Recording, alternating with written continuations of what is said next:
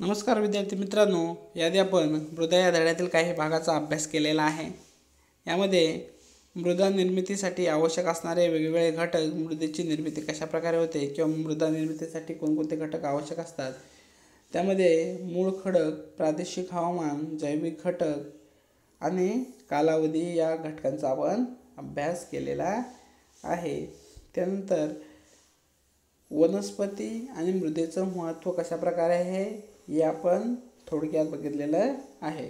पुढे आपण बघणार आहोत सुपीक मृदेच्या शोधात व तेथे स्थायिक होण्यास मानवी समूह स्पर्धा होऊ लागले। त्यानंतर पीक भरघोस येण्यासाठी मृदेची प्रत वाढवण्याचे विविध प्रयत्न मानव करू लागला। त्यासाठी विविध प्रकारचे खते तो वापरू लागला। त्यामुळे शेतीच्या उत्पादनात विक्रमी वाढ झाली।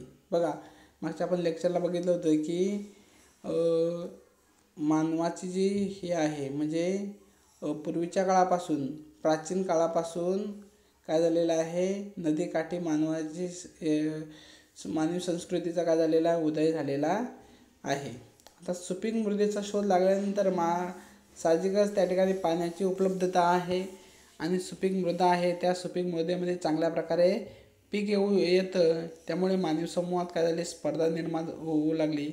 कशासाठी की त्या नदीकाठी स्थायिक होण्यासाठी, कारण त्यानंतर पीक भरघोस येण्यासाठी मृदेची प्रत वाढवण्याचं काय मानव प्रयत्न करू लागला आणि हळूहळू त्यामध्ये माणूस काय करू लागला, वेगवेगळ्या खतांचा वापर करू लागला आणि त्यामुळे शेतीच्या उत्पादनात विक्रमी वाढ झालेली आहे। मृदेच्या प्रकारानुसार अन्नधान्य, फुले, फळे इत्यादी उत्पादने घेतली जातात।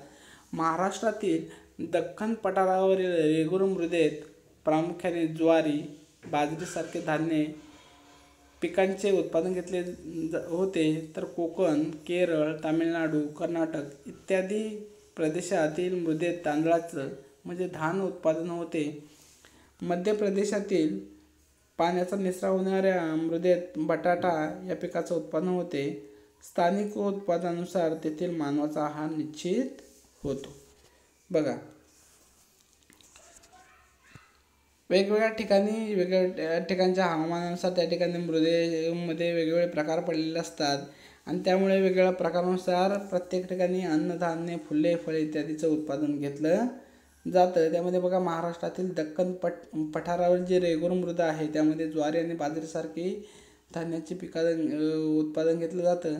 तसेच कोकण, केरळ, तामिळनाडू, कर्नाटक या प्रदेशामध्ये कशाचं, तांदळाचं पीक घेतलं जातं आणि मध्य प्रदेशामध्ये जी मृदा आहे ती पाण्याचा निचरा होणारी मृदा आहे, त्यामुळे त्या ठिकाणी बटाट्याचं उत्पादन घेतलं जातं। साहजिकच प्रत्येक ठिकाणच्या स्थानिक उत्पादनानुसार तेथील मानवाचा आहार ठरतो। उदाहरणार्थ बघा, आपण कोकण किनारपट्टीला राहतो, त्यामुळे आपल्या आहारामध्ये मच्छीचा म्हणजे माशाचा काय जास्त वापर होतो।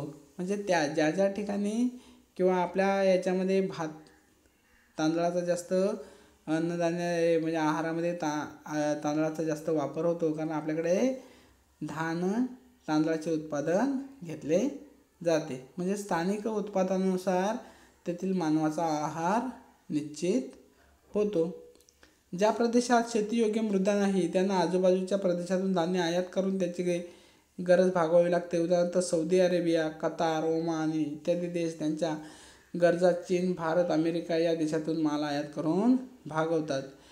बघा, म्हणजे ज्या देशात शेतीयोग्य मृदा नाही, म्हणजे बरेचसे असे देश आहेत की त्या ठिकाणी शेती केली जात नाही, वाळवंटी भाग आहेत किंवा त्या ठिकाणची मृदा ही शेतीयोग्य आहे किंवा तांदळाचं उत्पादन घेण्यायोग्य नाही, धान्याचं उत्पादन घेण्यायोग्य नाही, त्या ठिकाणी ते देश काय करतात, वेगळ्या देशातून ते धान्य काय करतात, आयात करतात आणि त्यांची गरज भागवतात। नंतर सौदी अरेबिया, कतार, ओमान असे बरेचसे देश आहेत की त्या देशामध्ये धान्याचं उत्पादन होत नाही, ते काय करतात, दुसऱ्या देशातून काय करतात, आयात करतात। नंतर चीन, भारत, अमेरिका असे वेगळे देश आहेत।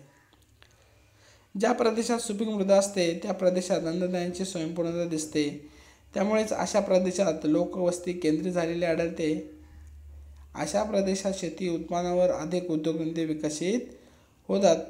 ऊस उत्पादन क्षेत्रात साखर कारखाने, फलोत्पादन क्षेत्रात फळे प्रक्रिया उद्योग अशा उद्योगांना पुढे विकास झालेला दिसून येतो. म्हणजे ज्या प्रदेशात सुपीक मृदा आहे आणि त्या प्रदेशात त्या वेगवेगळ्या प्रकारच्या याचे उत्पादन घेतलं जातं, त्यावर त्या ठिकाणची लोकवस्ती काय आधारलेली असते आणि शेतीवर आधारित काय असतात, वेगवेगळे उद्योगधंदेसुद्धा त्या ठिकाणी स्थापन झालेले असतात. उदाहरणार्थ ऊस उत्पादन क्षेत्रामध्ये साखर कारखाने असतात. ज्या ठिकाणी फळांचं उत्पादन होतं त्या ठिकाणी फळावर प्रक्रिया करणारे उद्योग असतात. अशा प्रकारे वेगवेगळ्या उद्योगांचा सुद्धा त्या ठिकाणी विकास झालेला असतो. यानंतर पुढे जरा जो नकाशा आहे आकृती क्रमांक 7.2 याचं जर तुम्ही निरीक्षण केलं तर त्यामध्ये मृदेचे जे प्रकार आहे त्यांचं वितरण कशा प्रकारे आहे महाराष्ट्रात त्या संदर्भात दाखवलेलं आहे. बघा, वेगवेगळ्या रंगाने दाखवलेलं आहे. जांभी मृदा कुठे आहे, पट्टेवरील गाळाची मृदा आहे, पिवळसर तपकिरी मृदा, जाडीवाडी मृदा, अशा वेगवेगळ्या प्रदेशात आपल्याला हे दाखवलेलं आहे. बघा, आता आपण बघणार आहोत मृदेचे वेगवेगळे प्रकार. बघा, पहिला प्रकार आहे तो म्हणजे जाडी भरडी मृदा. विदारण क्रिया व कमी पाऊस यांच्या परिणामातून हा मृदा प्रकार तयार होतो. पश्चिम भागात घाटमाथ्यावर ही मृदा आढळते. उदाहरणार्थ अजंठा, बालाघाट, महादेव डोंगर या मृदेत ह्युमसचे प्रमाण नगण्य असते. बघा, पहिला प्रकार आहे जाडी भरडी मृदा. आता विदारण प्रक्रियेमध्ये म्हणजे जेव्हा अपक्षय घडून येतो त्यामध्ये ही मृदा तयार होते. या विदारण क्रियेमध्ये कमी पाऊस यांच्या परिणामातून ह्या प्रकारची मृदा तयार होते. म्हणजे ज्या ठिकाणी पाऊस कमी आहे त्या ठिकाणी जाडी भरडी मृदा तयार होते. आणि पठार भागात म्हणजे पश्चिम भागाच्या घाटमाथ्यावर ही मृदा आढळून येते. उदाहरणार्थ अजंठा, बालाघाट आणि महादेव डोंगर या ठिकाणी ही मृदा आढळून येते. आणि या मृदेमध्ये ह्युमस यांचं प्रमाण नगण्य असतं. ह्युमस म्हणजे जैविक घटकाचं प्रमाण खूप कमी असतं. त्यानंतर दुसरा प्रकार आहे काळी मृदा. रेगूर किंवा काळी कापसाची मृदा या नावाने देखील ही मृदा प्रसिद्ध आहे. मध्यम पावसाच्या प्रदेशात ही मृदा आढळते. नद्यांच्या खोऱ्यामधील गाळाची मैदाने व दऱ्याच्या भागात ही मृदा आढळते. दख्खन पठारावर पश्चिम भागात अति काळी तर पूर्व भागात विदर्भ मध्यम काळी अशा दोन प्रकारची मृदा आढळते. दिसायला काळी असली तरी या मृदेत जैविक घटकाचं प्रमाण कमी असते. बघा, दुसरी मृदा आहे ती म्हणजे काळी मृदा. बघा, रेगूर किंवा काळी कापसाची मृदा या नावाने ही सुद्धा काय आहे प्रसिद्ध आहे. आणि ज्या ठिकाणी पावसाचं प्रमाण कसं आहे मध्यम स्वरूपाचं आहे. पाऊस जास्तही नाही आणि कमीही नाही, म्हणजे मध्यम स्वरूपात ज्या ठिकाणी पावसाचं प्रमाण आहे त्या ठिकाणी या प्रकारची मृदा आढळते. तसेच नद्यांच्या खोऱ्यातील जी गाळाची मैदाने आहेत किंवा दऱ्यांच्या भागात जी मृदा आढळते ती दख्खन पठारावरील पश्चिम भागात काय अति काळी तर पूर्व भागात विदर्भ सारख्या ठिकाणी मध्यम काळी अशा दोन प्रकारची मृदा ही आढळते. मात्र दिसायला ही जरी काळी असली तरीही त्याच्यामध्ये जैविक घटकांचं प्रमाण काय आहे खूपच कमी असतं. तिसरा प्रकार आहे तो म्हणजे जांभी मृदा. आता ही जांभी मृदा आपल्याकडे आढळते. आपल्याकडे म्हणजे आपल्या रायगड भागामध्ये या प्रकारची मृदा आढळते. कोकण किनारपट्टीवर या प्रकारची मृदा आढळते. बघा, सह्याद्रीच्या पश्चिमेस कोकण किनारपट्टीत व पूर्व विदर्भात या मृदेचा विस्तार आढळतो. अति पावसाच्या प्रदेशात खडकांचं झालेलं विदारण मोठ्या प्रमाणात वाहून येते. त्यामुळे मूळ खडक उघडा पडतो आणि खडकातील लोहाचे वितरणातील प्राणवायूशी संयोग होऊन रासायनिक क्रिया घडते. यातून ही मृदा तयार होते. या मृदेला रंग तांबडा असतो. बघा, आपल्याकडे जी मृदा आहे त्या मृदेला जांभी मृदा असे म्हणतात. बघा, या ठिकाणी दिलेले आहे सह्याद्रीच्या पश्चिमेस कोकण किनारपट्टी व पूर्व विदर्भात या मृदेचा विस्तार आढळून येतो. आणि अति पावसाच्या प्रदेशामध्ये खडकाचे विदारण होऊन या प्रकारची मृदा तयार होते. बघा आपल्याकडे पावसाचं प्रमाण खूप जास्त आहे आणि त्यामुळे आपल्याकडे जी मृदा आढळून येते त्या मृदेला जांभी मृदा असे म्हटले जाते. या मृदेचा रंग कसा असतो? तांबडा असतो. पुढचा प्रकार आहे तो म्हणजे किनारपट्टीवरील गाळाची मृदा.